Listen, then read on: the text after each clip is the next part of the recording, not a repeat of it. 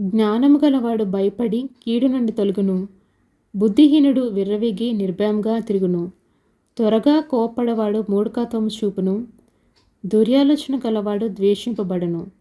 జ్ఞానము లేని వారికి మూఢకత్వమే స్వాస్థ్యము. వివేకులు జ్ఞానమును కిరీటముగా ధరించుకొందురు.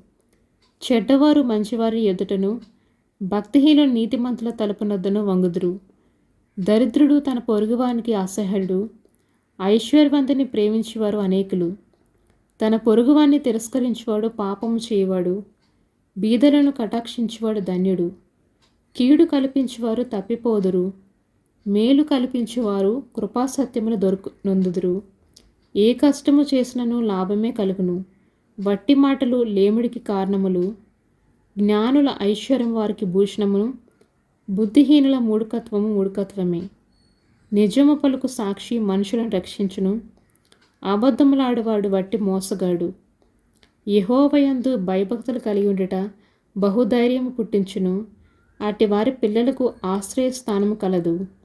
యెహోవాయందు భయభక్తులు కలిగి ఉండుట జీవపు ఊట.